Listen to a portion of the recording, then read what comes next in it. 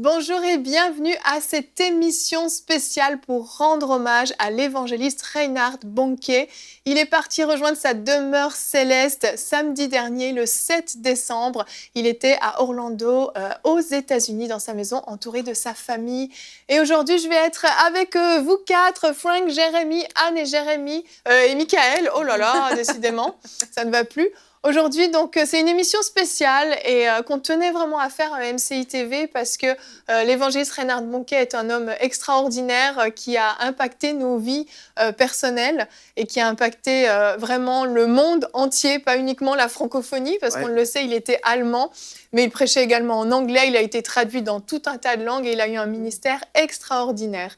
Et Anne, à l'occasion de ce départ au ciel, le président du Nigeria, qui est musulman, a dit une parole qui est quand même surprenante. Oui, le président Muhammad Buhari a dit ceci, que le décès de Reinhard Bonnke est une grande perte pour le Nigeria, pour l'Afrique et pour le monde entier. Donc c'est notable parce que c'est quand même le président du pays le plus peuplé d'Afrique. C'est 25% de la population d'Afrique quand même, le Nigeria, si je ne me trompe. Et cette personne est musulmane et a rendu hommage pour sa part au tout le travail de Bonnke. Ouais, c'est surprenant quand même parce qu'on voit qu'il a impacté tous les milieux dans sa vie. Oui. Et Anne, tu as des chiffres assez extraordinaires à nous partager par rapport à son ministère. Oui, alors c'est sûr que c'est Dieu qui jugera et qui pèsera les œuvres, mais on peut au moins, nous, avec notre petit œil humain, aussi contempler des chiffres qui montrent à quel point Reinhard Bonnke a été dans les mains du Saint-Esprit, un outil puissant. Il a été vraiment l'outil de Dieu pour toute notre génération. Alors, c'est 429 grandes campagnes, même immenses campagnes d'évangélisation. Oui, immenses, effectivement. Je dis immenses parce que ça concerne à chaque fois des centaines de milliers de gens et même à la fin de son ministère des millions. Donc 429 très grandes campagnes d'évangélisation dans 400 villes au monde, dans 91 pays du monde entier, avec 78 600 000 décisions pour Christ. Et on peut les décompter de manière très précise. Et sur le site de Christ pour toutes les nations, vous avez le chiffre en temps réel qui défile. On peut avoir le chiffre exact, puisque à chaque fois que quelqu'un se décide de suivre Christ, il remettait une carte aux équipes de Reinhard Bonnke. Donc ils ont en 60 ans du ministère, on va dire un peu moins de 60 ans, mais dans tout le ministère de Reinhard Bonnke, depuis 1967, il y a eu 78 millions, je crois que c'est 569 000, quelque chose. Wow. Chaque vie compte et puis une âme est précieuse, donc je ne voudrais pas me tromper dans le chiffre, mais c'est 78 600 000 personnes qui ont accepté Christ. Même, quand on y pense.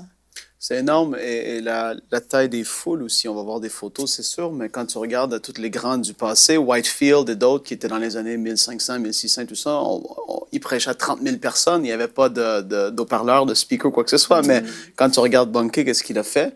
Tu te dis que la taille des foules, et Anne va en parler, c'est tellement énorme. Et c'est une grâce pour nous d'avoir pu connaître et de voir ça de nos yeux, en fait. Ouais. Aujourd'hui, ça fait pas longtemps que ça s'est produit et ça continue, en fait. Et c'est quelque chose d'extraordinaire de voir des chiffres aussi spectaculaires que ça. Ouais, vraiment. Il a été surnommé affectueusement le général de Dieu. C'est vrai que moi, j'ai écouté pas mal de prédications de Bonnke parce que c'est vraiment quelqu'un que j'apprécie depuis très longtemps. Et il a vraiment une attitude de général. Il y a une autorité sur sa vie. Et quand il prêche, il y a une immense autorité. Il a été surnommé, je pense que ça lui va très bien, le général de Dieu. Et il a quand même passé, il est décédé à 79 ans, mais il a quand même passé 60 ans de service. C'est incroyable. C'est énorme pour répandre la bonne nouvelle de Christ. Donc c'est toute sa vie adulte. Clairement. En plus, il a prêché vraiment jusqu'à la fin, c'est ça qui est exceptionnel. Oui. Je le suivais un peu sur Facebook, entre autres, il faisait des directs très régulièrement jusqu'à la fin. Jusqu'à la fin. Extraordinaire, même quand il est passé par les difficultés. C'était vraiment extraordinaire de le voir prêcher Christ jusqu'à la fin. Il avait compris en plus entre guillemets, le changement avec les réseaux sociaux. Oui. Il a pris la vague d'une manière extraordinaire, mieux que beaucoup de gens. Ouais, vrai. Il est là en train de continuer à prêcher Christ, c'est extraordinaire. Moi, j'ai trouvé ça fabuleux. Mais un jour, j'écoutais une interview de lui, justement sur... c'était une vieille interview sur YouTube, j'ai regardé les archives, et il disait... le journaliste lui demandait, mais vous avez jamais dévié de votre route ? Il dit non, depuis le début, il dit je me suis vu comme une flèche lancé par l'arc de Dieu, et une flèche, ça va droit et ça va jusqu'au bout. Et il l'a fait, hein, il l'a fait.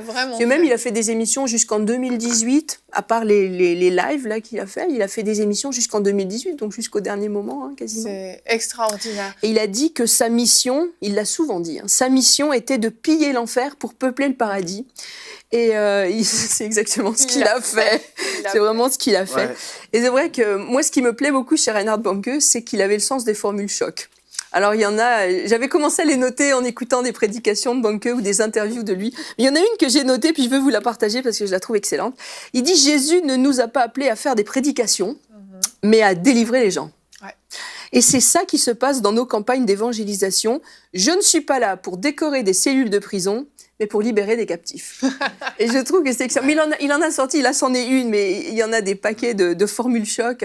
Et Reinhard Bonnke, c'était quelqu'un de très carré, très entier, et qui ne supportait pas la frivolité de certains ministères ou de certains chrétiens. Pour lui, la mission est très claire, elle est écrite noir sur blanc dans les évangiles, et c'est notre mission, c'en est pas d'autre, et c'est là qu'on va. Exactement. Il était très carré, pour ça il était très allemand.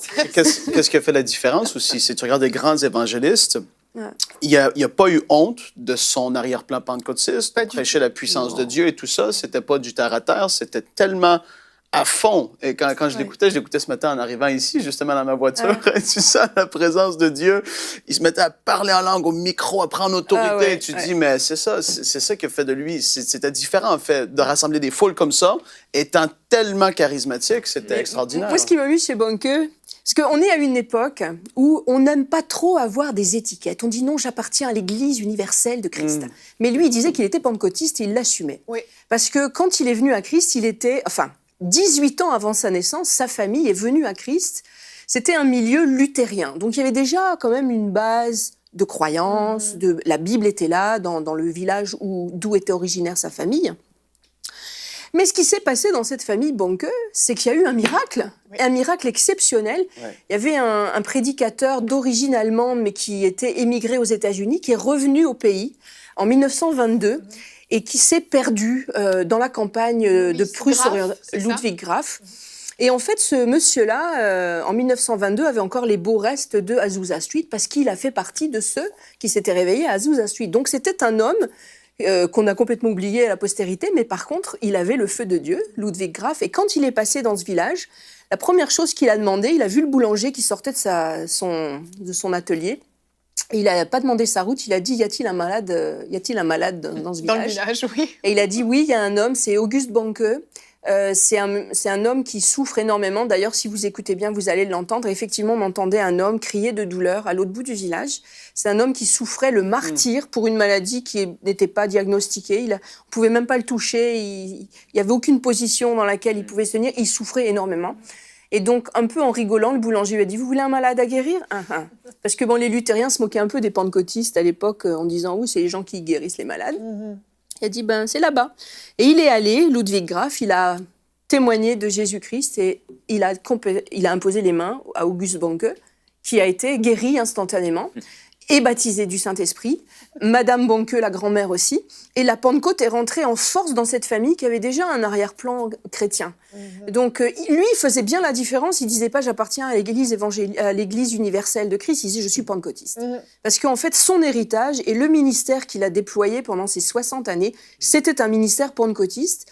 Et d'ailleurs, il l'a dit toute sa vie, mais il a dit, notre modèle d'Église, c'est ce qui s'est passé dans les Actes des Apôtres, dans Acte 2, quand l'Esprit de Dieu est descendu. Oui. C'est notre modèle, il n'y en a pas d'autre. La finale de Marc aussi, c'est le mandat que nous donne la finale de Marc quand il nous dit ils imposeront les mains aux malades, ils seront guéris, ils chasseront des démons en mon nom. Voilà. C'est la mission qu'on a, c'est une mission pentecôtiste. Mais ce qui ne l'a pas empêché quand même dans sa vie, dans son ministère, de travailler avec d'autres dénominations. Ouais. Il n'a jamais renié son héritage pentecôtiste, mais il a d'ailleurs été très critiqué pour ça, parce qu'il s'est associé à d'autres dénominations qui étaient peut-être moins pentecôtistes, mais pour le salut de l'Évangile, pour le salut des perdus, il l'a fait. Mais moi, je dis souvent, la Pentecôte, c'est pas une étiquette. La Pentecôte, c'est une réalité. Donc, évidemment qu'il a travaillé avec toutes sortes d'autres dénomination chrétienne. Mais son héritage, c'est un héritage pentecôtiste. Donc, c'est pas une question d'étiquette, c'est une question d'héritage. Exactement. Et d'ailleurs, je vous dis, quand il est né, donc 18 ans après ce fameux événement de la guérison de son grand-père, il est né dans une famille qui était déjà imprégnée de la Pentecôte. Et son papa était à l'époque, quand il est né, militaire. Mais après, il est né en 1940, donc il était en pleine Deuxième Guerre mondiale. Son papa était dans la Wehrmacht. Et après la guerre, son papa est devenu pasteur pentecôtiste. Et donc, tout petit, il a connu, il a vu des malades guéris, il a vu des gens baptisés de l'Esprit, il a vu le changement radical dans sa mère quand elle a été baptisée du Saint-Esprit aussi. Et lui-même a été vraiment convaincu de suivre Christ à l'âge de 9 ans. Et à 11 ans, il a reçu le baptême du Saint-Esprit. Et donc, oui, il est tombé dedans tout petit. Donc, quand tu dis il a une autorité, vraiment, il n'avait pas honte de son héritage pentecôtiste, il n'en a pas honte parce qu'il est né dedans. Il est fait de ça. Il a été éduqué comme ça. Ouais.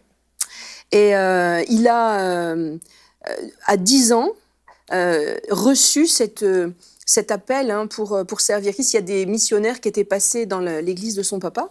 Et il a eu la conviction que Dieu l'appelait à la mission en Afrique, spécifiquement. Et ça a été confirmé. Il y a une grand-mère de l'église qui a eu une vision un soir.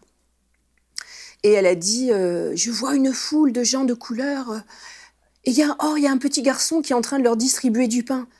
Oh, mais ce petit garçon, mais c'est le petit Reinhard. Et le petit Reinhard, c'est une famille de 6 enfants. Et le père n'avait Dieu que pour les grands frères, qui étaient pour lui les héritiers du grand ministère du papa. Et Reinhard n'avait absolument aucun crédit aux yeux du papa. Et personne ne calculait Reinhard. Et pourtant, c'est de lui dont Dieu s'est servi. C'est ça, c'est ce qui fait la force aussi de ce ministère. C'est que personne n'aurait misé quoi que ce soit sur lui. C'était plutôt le petit mouton noir de la famille qui a été vraiment... il en a beaucoup souffert d'ailleurs, de par ses parents, de par ses frères, qui l'ont beaucoup humilié, beaucoup rabaissé. Mais malgré tout, il avait un appel et il ne l'a pas lâché. Quoi. Me dit, il n'y a pas de hasard dans la trajectoire des gens. Et l'autorité qu'il a eue toute sa vie, elle a aussi été forgée très tôt par l'adversité. Oui. Parce que déjà dans sa famille, son père ne reconnaissait pas son appel. Ses frères se moquaient de lui quand il disait qu'il avait un appel pour l'Afrique. Un peu plus tard, quand il était tout jeune prédicateur, on se moquait de lui parce qu'il était jeune et il avait la prétention d'évangéliser les gens. Quand il était petit aussi, sa maman a fui avec les 6 enfants pendant l'arrivée de l'armée rouge. Ils ont fui, ils se sont retrouvés au Danemark. Et au Danemark, ils ont été enfermés dans un camp. Oui. Donc pendant 4 ans de sa vie, il a été enfermé dans un camp. Et les petits Danois venaient à la grille se moquer des petits Allemands qui étaient dans le camp. Et tout de suite, dès son plus jeune âge, il avait 5 ans quand on se moquait de lui. Oui, c'est ça, 5 ans, 1945. Oui. Donc tout petit, il a su faire face à l'adversité puis s'affirmer. Moi, je suis Reinhard et c'est ça que Dieu a mis sur ma vie et je l'assume. Et tout petit, il a été forgé comme ça. Donc, il n'a pas eu honte et Dieu a forgé ça dans sa vie pour en faire l'homme qu'il est devenu. Et il est resté vraiment très humble aussi. Ça nous rappelle David, les pères, les frères qui se moquent. Oui. Et je me souviens dans une conférence de l'IMG en Suisse, c'est la première fois que je le voyais prêcher.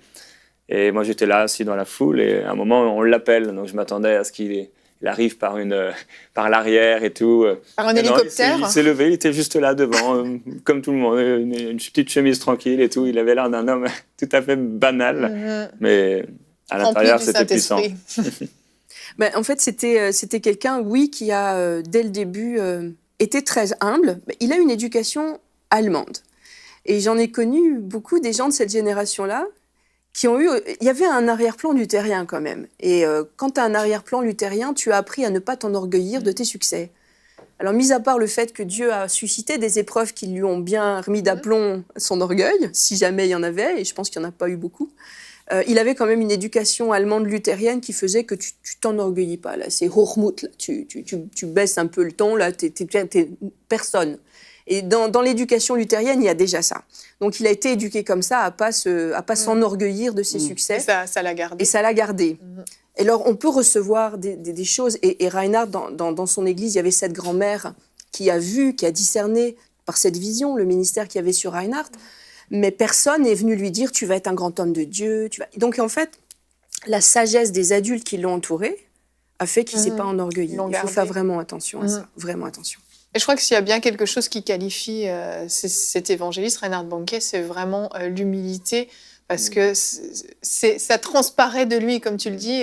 Effectivement, j'ai eu l'occasion aussi de l'entendre prêcher à 2 reprises, mais même quand on lit son autobiographie, que j'ai dévorée plus d'une fois, c'est incroyable parce que c'est lui qui l'a écrit, il parle de lui-même, mais la façon dont il en parle rend tellement la gloire à Dieu. Systématiquement, c'est Jésus-Christ qui est élevé et pas lui. Il n'avait rien pour attirer les regards. Jésus ou Reinhard? Les deux. Les deux. Il était comme son maître. Amen. Simple. J'ai entendu ça cette semaine, parce qu'on écoute des choses par rapport à lui, c'est sûr, mais les gens qui l'ont côtoyé ont tous dit ça. Quand tu parles à lui, c'était Jésus. C'était pas une histoire de lui. C'est ça qui ressortait, en fait. Vraiment. Et ça, c'est quelque chose, je pense, ça a été inculqué, mais c'est vraiment l'humilité de rendre la gloire à Dieu. Tout ça, c'est vraiment ce qui sortait de sa vie. C'était Jésus, c'était à propos de Jésus et pas de Reinhard. Il comprenait cette chose-là. Tu dis à cette dimension-là. Et c'était le plus beau compliment qu'on pouvait le faire. Il en parle dans son livre. Quand les gens lui disaient quand on t'écoute, c'est Jésus qui est mis en avant. On se souvient de Jésus, même X années après tes passages.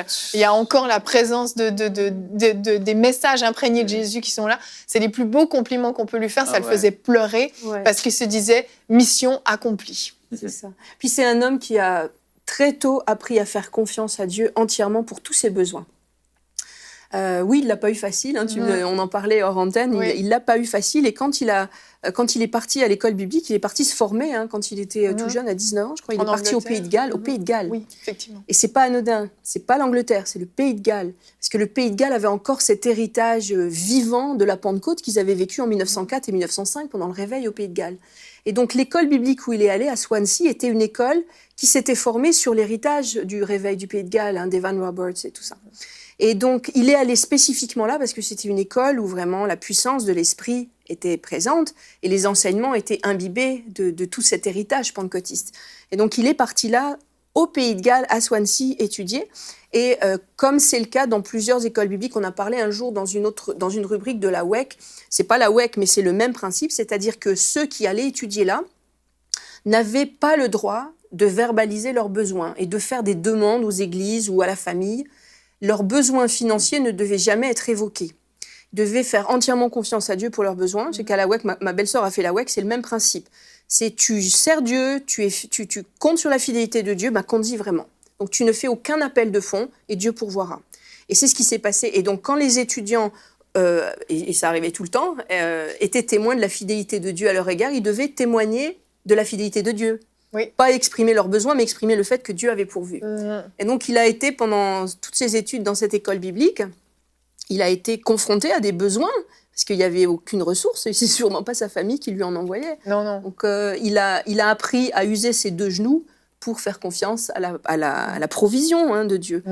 Et ça lui a été utile dans tout son ministère, parce que plus d'une fois, il a eu des besoins financiers. Je ne sais pas si on se rend compte, mais le ministère qu'il avait, c'était une fortune, parce qu'on en parlera, mais quand le ministère a commencé à grandir, à prendre de l'ampleur, le matériel qu'il transportait pour ses conférences, etc., c'était des camions, c'était des haut-parleurs, c'était tout un tas de matériel de sonorisation, entre autres, et le personnel, etc.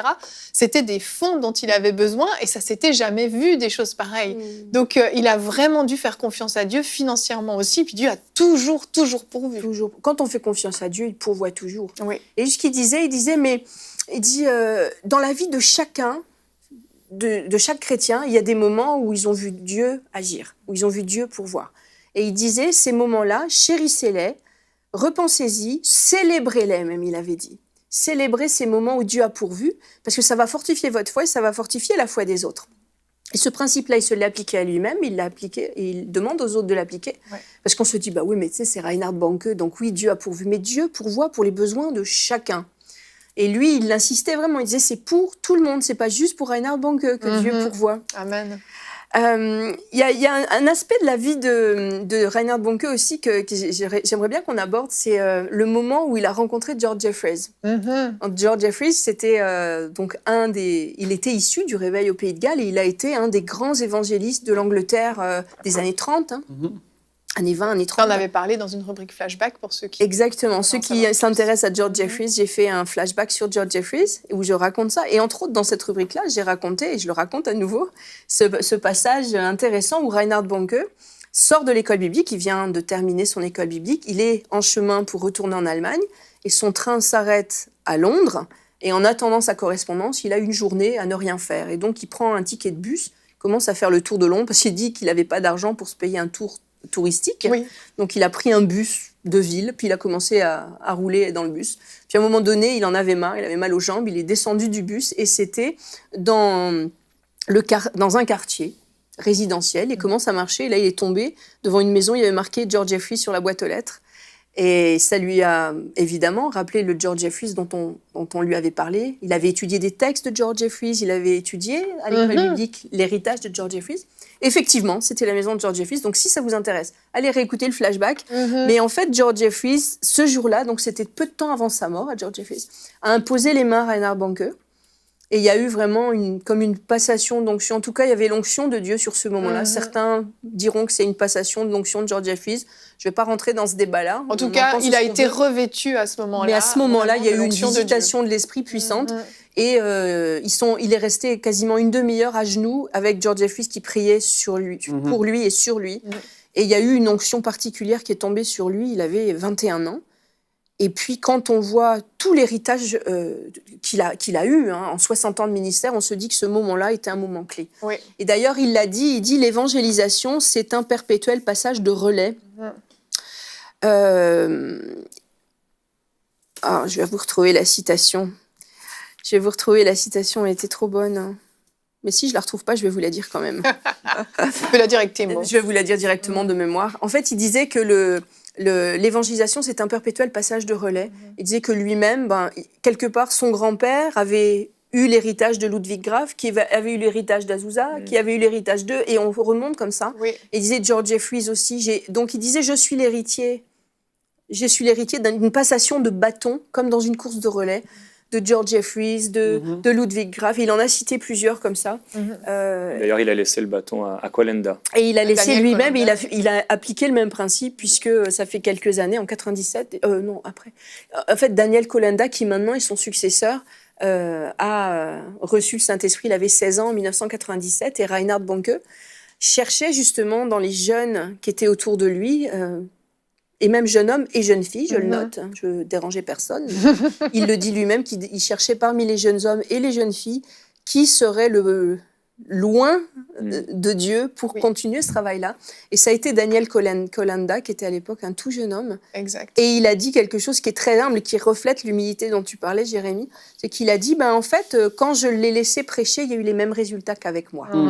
Et ça, pour un ministère pour un évangéliste qui a beaucoup de succès, ça demande beaucoup d'humilité de se dire quand un autre prêche à ma place, ça a les mêmes résultats. Effectivement. Mais c'était typique de Reinhard Bonnke, de sa grande humilité. C'est quelque chose qu'on voit rarement, c'est qu'un ministère, surtout évangéliste, des pasteurs, tu vois plus, mais des évangélistes qui réussissent à passer le bâton avec les mêmes signes, prodiges, miracles qui se font dans le même ministère, c'est quelque chose qui est rare. C'est vrai. Quand tu regardes dans les années 40, 50, 60, 70, c'est pas arrivé souvent, surtout pas un évangéliste de cette envergure-là, et ça démontre en fait la réussite de son ministère. Parce que ça, c'est tellement énorme de pouvoir poursuivre. Sinon, les œuvres, ils finissent que, comme Kathryn Kuhlman, ça devient des archives, des trucs, et puis tu vois, on sait qu'il y a des gens qui vont parler de différentes personnes par rapport à Kuhlman, mais lui, c'était clairement, il a dit, c'est lui le successeur, il reprend le bâton. C'est ça. Et on voit une chose extraordinaire au travers de Kolenda aujourd'hui. Mais vraiment, parce que ses fans, Christ for All Nations, continuent.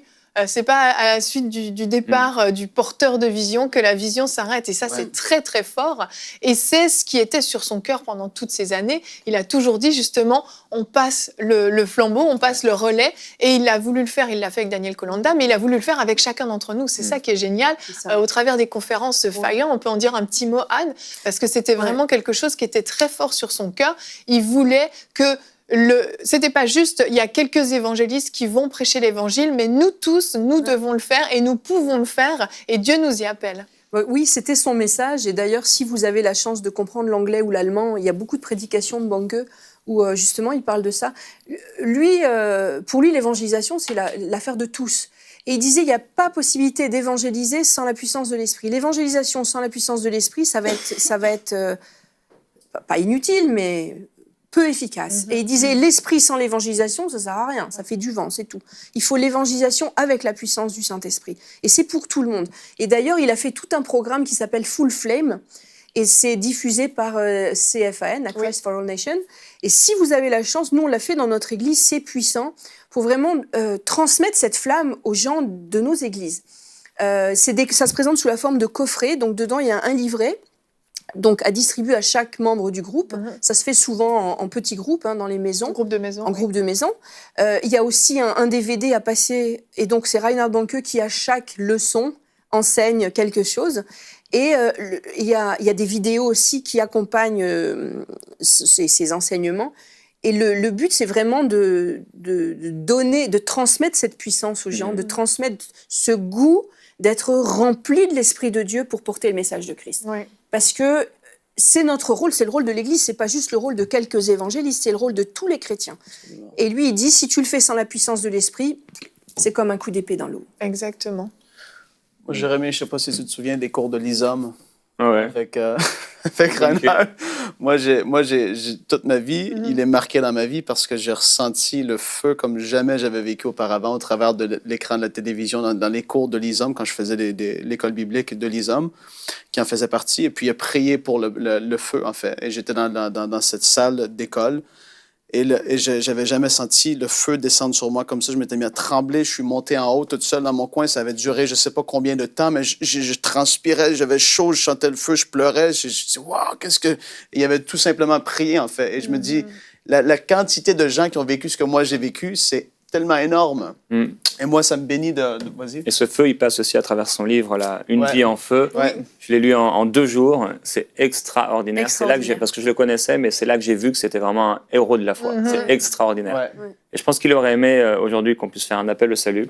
Donc, je me permets de le faire. Si aujourd'hui, vous nous écoutez, vous n'avez pas encore le Seigneur Jésus-Christ dans votre vie, si Jésus n'est pas votre Seigneur et n'est pas votre Maître, si vous n'avez pas encore renoncé à tous vos péchés, on veut vraiment faire cet appel et vous encourager aujourd'hui à recevoir Jésus-Christ dans votre cœur, à lui demander sincèrement pardon pour tous vos péchés. Et je crois que le Seigneur est bon et qu'il va vous sauver parce qu'il vous aime.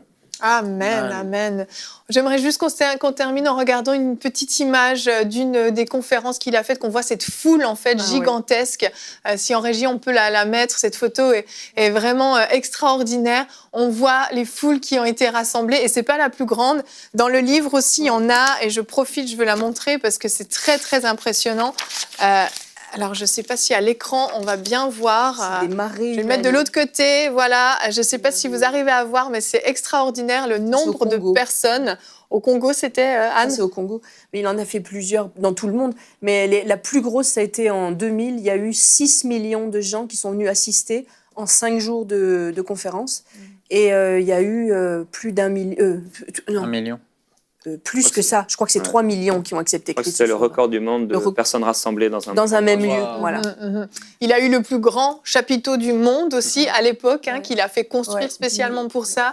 Il n'avait pas peur des défis. Il n'avait pas peur de faire des choses qui n'avaient jamais été faites auparavant. C'était vraiment un homme de foi, un homme courageux, un homme rempli de zèle pour Dieu. Et puis vraiment, on est honoré d'avoir pu vous partager un petit morceau de sa vie et des choses que cet homme a fait pour le Seigneur. Et c'était un homme fait de chair comme nous. Et on veut vraiment honorer sa vie, honorer son ministère. Et on se réjouit vraiment de ce que Dieu a fait dans sa vie. Et on vous encourage à aller découvrir un petit peu davantage sur son ministère. Si vous ne le connaissez pas beaucoup, sur mcitv.com, nous avons de nombreux articles qui ont été écrits par lui où il désire vraiment transférer justement ce flambeau de l'évangélisation pour que, à notre tour, on porte du fruit, on aille apporter la bonne nouvelle à toutes les nations et que chacun puisse se lever et continuer l'œuvre que cet homme a accomplie. Je vous remercie à tous d'être venus rendre cet hommage à l'évangéliste Reinhard Bonnke. Merci à vous de nous avoir suivis pour cette émission spéciale. Et on se retrouve très bientôt dans les émissions de Bonjour chez vous.